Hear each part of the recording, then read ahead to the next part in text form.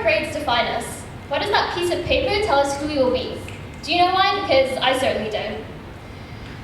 Schools have the audacity to put a label on my future, the audacity to create a policy for our demography, tell us who we can and cannot be, tell us where we can and cannot go. Yet what we find hard to realize is that education and those grades do not define you.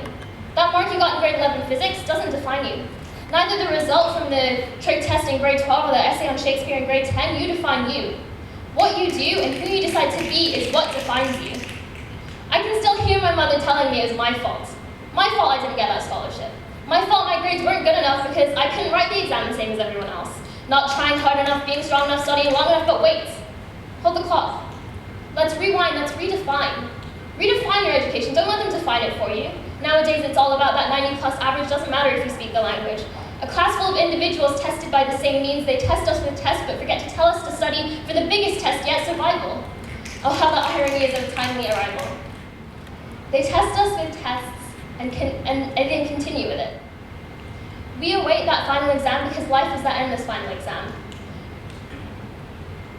We memorize only to not realize that regurgitating facts is no way to reach our max. We are a generation lost in a sea of regulation with a government that talks so much about the importance of higher education, yet increases tuition fees every single year.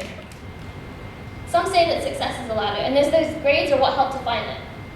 Those grades are what help climb it.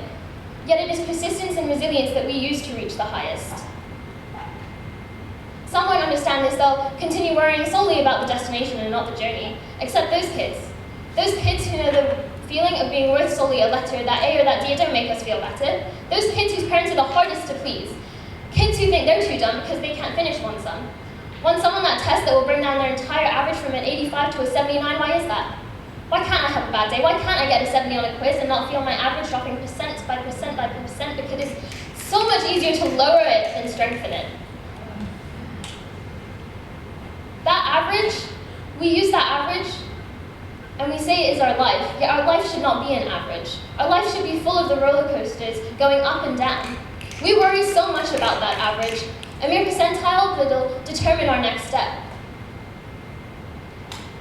And an average that causes so much stress yet makes us feel like so much less.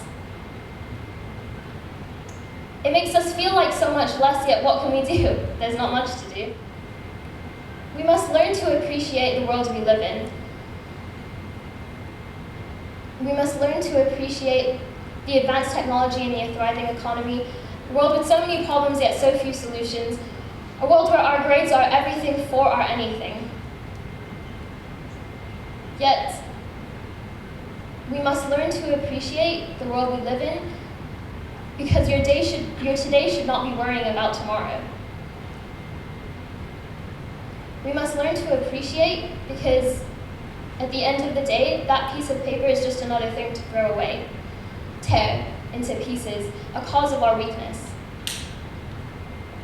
Ultimately, it is not until and unless we recognize the beauty of education that we can stop grades defining us. Don't let them choose your success, because you choose to be the astonished or the astonishing.